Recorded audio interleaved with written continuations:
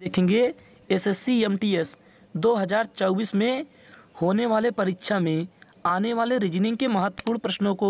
इसलिए आप लोग वीडियो को लास्ट तक पूरा देखिएगा और हमें कमेंट में बताइए कि आपने टोटल में से कितने प्रश्नों का सही आंसर दिया। तो देखिए दोस्तों, यहाँ पर पहला प्रश्न क्या दिया है। यहाँ पर हमारे पास पहला प्रश्न दिया है, उस विकल्प आकृति का चयन करें जिसमें दी गई आकृति अंतर्निहित है। तो देखिए दोस्तों, यहाँ पर हमारे पास एक आकृति दी गई है, उसके बाद यहाँ पर 4 ऑप्शन दिए गए हैं और हमें बताना है कि इस चारों ऑप्शन में से कौन सी ऐसी आकृति है जो इस आकृति को अंतर्निहित की है, यानी कि यह जो आकृति ऊपर दी गई है यह इन चारों में से किस में दिया गया है। तो देखिए दोस्तों, यहाँ पर हम देखेंगे तो यहाँ पर ऑप्शन नंबर 2 को उठाएंगे तो यहाँ पर दिया है हमारे पास इस तरीके से एक गोला, उसके बाद एक लाइन और उसके बाद यहाँ पर दोस्तों 3 पहला यानी कि 3 लाइन। तो देखिए दोस्तों, अब यहाँ पर हम इसका अगर इतना भाग लेंगे तो यहाँ पर हमें वह आकृति पता चलेगी, यानी कि जो आकृति यहाँ पर दी हुई है। तो यहाँ से हमारा दोस्तों option number B right answer होगा, यानी कि दूसरी आकृति हमारी सही आंसर होगा। ऐसे ही प्रश्न दोस्तों आपके एमटीएस परीक्षा में पूछे जाएंगे। तो फिर चलिए दोस्तों, अब हम देखते हैं प्रश्न संख्या 2 को। तो देखिए दूसरा प्रश्न यहाँ पर दिया है, दिए गए विकल्पों में से उस आकृति का चयन कीजिए जो प्रश्नवाचक चिन्ह को प्रतिस्थापित कर सकती है और पैटर्न को पूरा कर सकती है। तो देखिए दोस्तों, यहाँ पर हमारे पास एक आकृति दी गई है, उसमें दोस्तों यहाँ पर बताना है कि इस प्रश्नवाचक चिन्ह के स्थान पर इन चारों आकृति में से किस आकृति को यहाँ पर रखेंगे कि हमारा यह पैटर्न पूरा हो जाएगा। तो देखिए दोस्तों, यहाँ पर अगर आप देखेंगे तो यहाँ पर एक लाइन इस तरीके से खींचेंगे। तो यहाँ पर दोस्तों हम बड़ा सा बना लेते हैं, एक लाइन इस तरीके से खींचेंगे, उसके बाद एक लाइन दोस्तों यहाँ पर खींचेंगे, यानी कि यहाँ पर। अब उसके बाद एक लाइन यहाँ पर खींचेंगे, तो एक लाइन यहाँ पर। अब उसके बाद दोस्तों देखिए यहाँ पर ऊपर देखेंगे तो यहाँ पर उसी लाइन को अंदर ले लिया है। तो यहाँ पर हम इस लाइन को दोस्तों, इस लाइन को यहाँ पर मिला देंगे और इस लाइन को यहाँ पर। तो देखिए ऐसी आकृति आपको किस ऑप्शन में दिखाई देगा। तो देखिए दोस्तों, ऐसी आकृति हमें ऑप्शन नंबर ए में दिए है, तो यही होगा इसका राइट आंसर। तो फिर चलिए अब हम देखते हैं, क्योंकि दोस्तों देखिए आकृति वाले प्रश्न आपके परीक्षाओं में ज़्यादातर पूछे जाएंगे। तो देखिए दोस्तों, तीसरा प्रश्न यहाँ पर दिए है, दिए गए विकल्पों में से उस संख्या का चयन करें जो निम्नलिखित श्रृंखला में प्रश्न चिन्ह के स्थान पर आ सकती है। तो देखिए दोस्तों, यहाँ पर हमारे पास दिया है 205, 222, 241, 264 और 293 और उसके बाद प्रश्नवाचक चिन्ह। तो देखिए दोस्तों, यहाँ पर हमें बताना है कि इस प्रश्नवाचक चिन्ह के स्थान पर कौन सी संख्या होगी। तो देखिए आप यहाँ पर देखेंगे कि हमारी श्रृंखला यानी कि हमारी श्रेणी धीमे धीमे से बढ़ रही है। तो यहाँ पर हम करेंगे प्लस। तो देखिए दोस्तों, आप यहाँ पर देखेंगे कि 205 में कितना प्लस किया गया है कि यहाँ पर 222 होगा। अगर दोस्तों आपको ऐसा नहीं आता तो आप 222 में 205 माइनस कर सकते हैं। तो देखिए दोस्तों, यहाँ पर हम 205 में अगर 17 जोड़ेंगे तो यहाँ पर होगा 222 और उसके बाद दोस्तों फिर 222 में हम कितना जोड़ें कि 241 हो जाए। तो यहाँ पर जोड़ेंगे हम 19। उसके बाद दोस्तों यहाँ पर 241 में हम कितना जोड़ें कि 264 हो जाए। तो देखिए यहाँ पर दोस्तों अब हम जोड़ेंगे 19 के बाद 21 नहीं दोस्तों, यहाँ पर जोड़ेंगे 19 के बाद 23, क्योंकि 241 में अगर हम 23 जोड़ेंगे तो 264 होगा। उसके बाद 264 में कितना जोड़े कि 293 हो जाए। तो देखिए दोस्तों, यहाँ पर 264 में अगर हम कितना जोड़े कि यहाँ पर 293 हो जाए, तो यहाँ पर जोड़ेंगे हम 29। अगर 29 जोड़ेंगे तो यहाँ पर होगा 293। अब देखिए दोस्तों, अब हम 293 कितना जोड़े कि यहाँ पर प्रश्नवाचक चिन्ह के स्थान पर वह संख्या प्राप्त हो जाए। तो देखिए दोस्तों, यहाँ पर आप देखेंगे कि यहाँ पर कौन सा प्रोसेस यानी कि कौन सा नियम लागू किए गए हैं। तो देखिए दोस्तों, यहाँ पर देखेंगे कि सबसे पहले 17 जोड़ा गया है, उसके बाद 19, उसके बाद 23, उसके बाद 29, यानी कि दोस्तों देखिए यह सभी अभाज्य संख्याएं हैं, यानी कि अभाज्य संख्या किसे कहते हैं? वह संख्या जो स्वयं से कटे या फिर एक से कटे, उसी को अभाज्य संख्या कहते हैं। तो देखिए दोस्तों, 29 के बाद अभाज्य संख्या कौन सी आएगी? 29 के बाद अभाज्य संख्या आएगी 31। अब हम 293 में अगर 31 जोड़ेंगे तो वह संख्या हमें पता चल जाएगी। तो देखिए दोस्तों, यहाँ पर 293 प्लस करेंगे 31, तो यहाँ पर कितना होगा? 3 में 1 जोड़ेंगे तो यहाँ पर होगा 4, और 9 में 3 जोड़ेंगे तो यहाँ पर होगा 2, यानी कि 12, 12 की 2 हासिल 1। अब 2 में 1 जोड़ेंगे तो यहाँ पर होगा 3, यानी कि 324 होगा हमारा राइट आंसर, जो कि ऑप्शन नंबर बी में दिया है। तो यही होगा इसका राइट उत्तर। तो चलिए दोस्तों, अब हम देखते हैं प्रश्न संख्या 4 को। तो देखिए, यहाँ पर चौथा प्रश्न दिया है, उस विकल्प का चयन कीजिए जो निम्नलिखित श्रृंखला में प्रश्नवाचक चिन्ह के स्थान पर आ सकता है। तो देखिए दोस्तों, यहाँ पर हमारे पास दिया है B, D, G, L, S और प्रश्नवाचक चिन्ह। तो देखिए, यहाँ पर हमें बताना है कि इस प्रश्नवाचक चिन्ह के स्थान पर कौन सा लेटर होगा। तो देखिए दोस्तों, यहाँ पर आप सबसे पहले क्या करेंगे? आप यहाँ पर सबसे पहले इन सभी का प्लेस वैल्यू लिखेंगे। तो देखिए, B का प्लेस वैल्यू कितना होगा? B का प्लेस वैल्यू होगा 2, उसके बाद D का होगा 4 और G का होगा 7 और L का होगा 12 और S का होगा 19। अब देखिए दोस्तों, अब यहाँ पर हम देखेंगे कि इसमें क्या नियम लागू किए गए हैं। तो देखिए, अगर आप 2 में 2 जोड़ेंगे तो होगा 4, उसके बाद 4 में अगर आप 3 जोड़ेंगे तो होगा 7, और 7 में अगर आप 5 जोड़ेंगे तो होगा 12, और 12 में अगर आप 7 जोड़ेंगे तो होगा 19। अब देखिए दोस्तों, उसके बाद हम क्या जोड़ेंगे? उसके बाद हम जोड़ेंगे 11। अब देखिए दोस्तों, क्योंकि यहाँ पर सभी अभाज्य संख्या दी हुई है, 2 भी अभाज्य संख्या है, 3 भी, 5 भी और 7 भी। अब यहाँ पर हम जोड़ेंगे 11, क्योंकि 7 के बाद अभाज्य संख्या 11 होगी। तो यहाँ पर हम 19 में 11 जोड़ेंगे, कितना होगा? 19 में 11 जोड़ेंगे तो यहाँ पर होगा दोस्तों हमारे पास 30।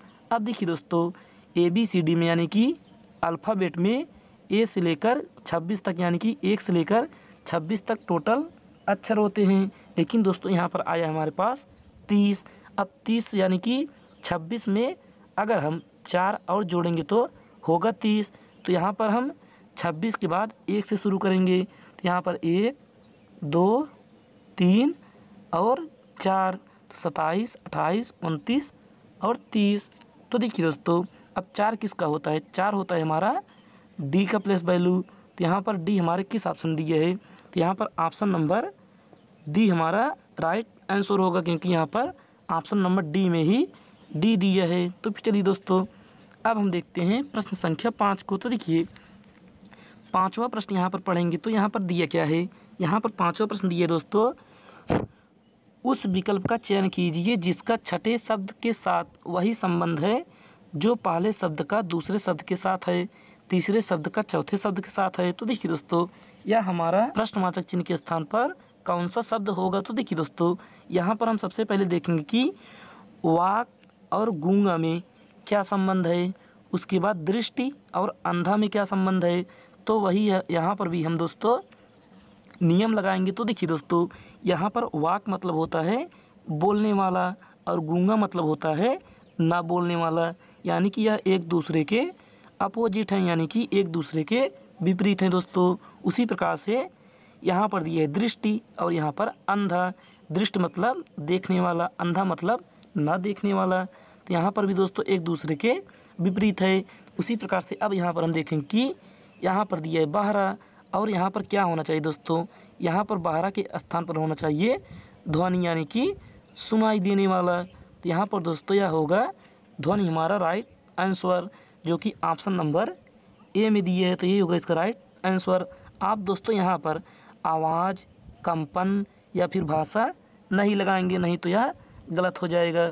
तो चलिए दोस्तों, अब हम देखते हैं प्रश्न संख्या 6 को। तो देखिए दोस्तों, छठा प्रश्न यहाँ पर दिया है, उस विकल्प का चयन कीजिए जिसका 5वीं संख्या से वही संबंध है जिस प्रकार से दूसरी संख्या पहली संख्या के साथ संबंधित है और चौथी संख्या तीसरी संख्या के साथ संबंधित है। तो देखिए दोस्तों, यहाँ पर हमें बताना है कि इस प्रश्नवाचक चिन्ह के स्थान पर कौन सी संख्या होगी। तो देखिए आप यहाँ पर देखेंगे कि यहाँ पर दिया है 16 और यहाँ पर 38। अब यहाँ पर हम 16 में क्या करें कि यहाँ पर 38 हो जाए, उसके बाद 26 में क्या करें कि यहाँ पर 58 हो जाए। उसी प्रकार से यहाँ पर भी हम 37 में करेंगे। तो देखिए दोस्तों, यहाँ पर अगर आप 16 में अगर आप 2 का गुणा करते हैं तो कितना होगा। 16 में 2 गुणा करेंगे तो यहाँ पर होगा 32। अब 38 लाने के लिए हमें क्या करना होगा, इस 32 में 6 कर देना होगा प्लस, यानी कि जोड़ देना होगा। तो यहाँ पर हो गया हमारे पास 38। उसी प्रकार से दोस्तों अब यहाँ पर हम 26 में करेंगे 2 से गुणा, तो 26 में 2 से गुणा करेंगे तो यहाँ पर होगा 52। और 52 में अगर हम 6 जोड़ेंगे तो यहाँ पर होगा हमारे पास 58, जो कि यहाँ पर आगे दिया हुआ है। उसी प्रकार से दोस्तों अब हम 37 में करेंगे तो 37 का करेंगे दुगुना, तो 37 का दुगुना करेंगे कितना होगा। यहाँ पर दोस्तों हम 37 का दुगुना करेंगे तो 37 का दुगुना करेंगे कितना होगा। यहाँ पर होगा दोस्तों 37 का दुगुना 74। अब इसी 74 में हम 6 जोड़ देंगे तो यहाँ पर होगा 74 6 80। तो 80 दोस्तों यहाँ पर प्रश्नवाचक चिन्ह के स्थान पर 80 हमें प्राप्त होगा, जो कि ऑप्शन नंबर डी में दिया है। तो यही होगा इसका राइट आंसर। तो चलिए दोस्तों अब हम देखते हैं प्रश्न संख्या 7 को। तो देखिए 7वां प्रश्न यहाँ पर क्या दिया है। यहाँ पर दोस्तों 7वां प्रश्न पढ़ेंगे तो यहाँ पर हमारे पास दिया है 7 लड़कों B1 B2 B3 B4 B5 B6 और B7 के भार, यहाँ पर होगा भार, यहाँ पर क्योंकि टाइपिंग में मिस्टेक हो गई तो यहाँ पर दोस्तों होगा B7 के भारों की तुलना की गई है। B5 का भार केवल एक लड़के से कम है। तो देखिए दोस्तों यहाँ पर बनाएंगे हम B5 और इसका भार सिर्फ एक लड़के से कम है, तो यानी कि यह होगा ऊपर से दूसरे स्थान पर। उसके बाद फिर आगे दिया गया है और B6 से अधिक है, तो यहाँ पर होगा B6 क्योंकि B6 से अधिक है। उसके बाद फिर आगे दिया है B4 का भार B6 के ना तो अधिक है ना ही कम है, तो यहाँ पर दोस्तों होगा B4 इसके बराबर में, क्योंकि B6 से ना तो B4 ज़्यादा है ना ही कम है। उसके बाद फिर आगे दिया है किंतु B1 B7 B3 से अधिक है, तो दोस्तों यहाँ पर B6 के नीचे होगा B1 B7 और B3। तो यहाँ पर दोस्तों बचेगा क्या, यहाँ पर बचेगा हमारे पास सिर्फ B2, तो B2 होगा सबसे ऊपर। तो यहाँ पर हमसे पूछा है कि किसका भार सबसे अधिक है, तो यहाँ पर दोस्तों B2 का भार सबसे अधिक है। तो यहाँ पर ऑप्शन नंबर सी हमारा राइट आंसर होगा। तो चलिए दोस्तों अब हम देखते हैं प्रश्न संख्या 8 को। तो देखिए 8वां प्रश्न यहाँ पर क्या दिया है। यहाँ पर दोस्तों 8वां प्रश्न दिया है एक विशिष्ट कूट भाषा में SPAM स्पैम को 36 के रूप में कूटबद्ध किया गया और GUG जग को 27 के रूप में कूटबद्ध किया गया और फ्रॉक यानी कि FROC को कैसे कूट किया जाएगा। तो देखिए दोस्तों यहाँ पर अगर हम इन सभी का लेटर को कोड भाषा में यानी कि प्लेस वैल्यू में बदलेंगे और उन्हें प्लस करेंगे तो यहाँ पर 36 नहीं प्राप्त होगा। इसलिए दोस्तों हम क्या करेंगे, यहाँ पर देखेंगे कि टोटल कितने लेटर हैं। तो यहाँ पर दोस्तों टोटल 4 लेटर है, तो यहाँ पर लिखेंगे 4 और 36 लाने के लिए हमें करना होगा 9 से गुणा। तो यहाँ पर हो गया 4 9 36। उसी प्रकार से दोस्तों यहाँ पर जग में 3 लेटर है, तो यहाँ पर करेंगे 3 और यहाँ पर करेंगे 9 से गुणा, तो यहाँ पर होगा 3 9 27। उसी प्रकार से दोस्तों यहाँ पर FROCK में 5 लेटर है, तो यहाँ पर करेंगे 5 और गुणा करेंगे 9 से, तो यहाँ पर होगा 5 9 45। तो 45 हमारे किस ऑप्शन दिए है दोस्तों, 45 हमारे ऑप्शन नंबर सी में दिए, तो यही होगा इसका राइट आंसर। तो चलिए दोस्तों अब हम देखते हैं प्रश्न संख्या 9 को। तो देखिए 9वां प्रश्न यहाँ पर दिया है अंग्रेजी वर्णमाला क्रम में स्थित के आधार पर निम्नलिखित में से 3 अक्षर समूह किसी तरह से समान हैं और एक अलग है विषम अक्षर का विषम अक्षर समूह का चयन करें। तो देखिए दोस्तों, यहाँ पर हमारे पास दिया है सबसे पहले IGMJ। तो यहाँ पर हम क्या करेंगे, इनका प्लेस वैल्यू लिखेंगे। तो यहाँ पर I का होगा 9 और G का होगा 7। अब देखिए दोस्तों, आगे फिर यहाँ पर हम B का प्लेस वैल्यू यानी कि B वाले का प्लेस वैल्यू लिखेंगे। तो यहाँ पर D का होगा 4 और B का होगा 2। तो देखिए दोस्तों, आप यहाँ पर देखेंगे कि 9 में अगर 2 माइनस करेंगे तो 7 आएगा, और यहाँ पर 4 में 2 माइनस करेंगे तो 2 आएगा। उसी प्रकार से दोस्तों यहाँ पर फिर हम ऑप्शन सी में 2 लेटर उठाते हैं। तो यहाँ पर होगा S का 19 और P का 16। अब देखिए दोस्तों, 19 में अगर हम 3 माइनस करेंगे तो यहाँ पर 16 होगा, और ऑप्शन डी को देखेंगे तो यहाँ पर दिया है N का 14 और L का 12। तो यहाँ पर हम 14 में 2 माइनस करेंगे तो यहाँ पर होगा 12। तो यानी कि दोस्तों देखिए, यहाँ पर ऑप्शन ए में 2 का माइनस है, ऑप्शन बी में 2 का माइनस है, ऑप्शन सी में 3 का माइनस है, और ऑप्शन 4 में 2 का माइनस है। तो यहाँ पर दोस्तों हमारा ऑप्शन सी राइट आंसर होगा, क्योंकि यह इन चारों में से भिन्न है। तो फिर चलिए दोस्तों, अब हम देखते हैं आज का आखिरी प्रश्न, यानी कि आज का लास्ट प्रश्न। तो देखिए दोस्तों, यहाँ पर लास्ट प्रश्न दिए हमारे पास, निम्नलिखित व्यंजक का मान क्या होगा यदि प्लस और गुणे को आपस में बदल दिए जाए और माइनस और भाग को आपस में बदल दिए जाए। तो देखिए दोस्तों, यहाँ पर हम सबसे पहले लिखेंगे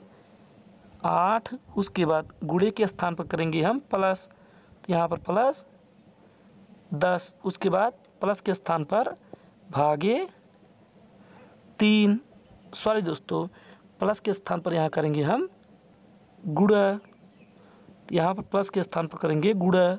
उसके बाद यहाँ पर अब हम माइनस के स्थान पर करेंगे भागे 5, और भाग के स्थान पर करेंगे -6। तो देखिए दोस्तों, यहाँ पर अब हम क्या करेंगे, यहाँ पर लिखेंगे 8 + 10 गुणे 3/5 -6। अब 5 को काटेंगे 10 से तो यह गया 2 बार। अब देखिए दोस्तों, यहाँ पर हम 2 का गुणा 3 करेंगे, कितना होगा, यहाँ पर 8 + 6 -6। अब यहाँ पर माइनस से प्लस कट जाएगा, तो यहाँ पर बचेगा 8, यानी कि 8 होगा हमारा राइट आंसर, जो कि ऑप्शन नंबर सी में दिए है। तो ये होगा इसका राइट उत्तर। तो चलिए दोस्तों, आपको वीडियो अच्छी लगी तो वीडियो को लाइक करिएगा, और चैनल को ज़रूर से ज़रूर सब्सक्राइब कर लीजिएगा, क्योंकि दोस्तों ऐसे ही प्रश्न पाने के लिए आप हमारे चैनल को सब्सक्राइब करिए और बेल आइकन को जाकर ऑल पर क्लिक करिए। आज के लिए बस इतना ही, धन्यवाद।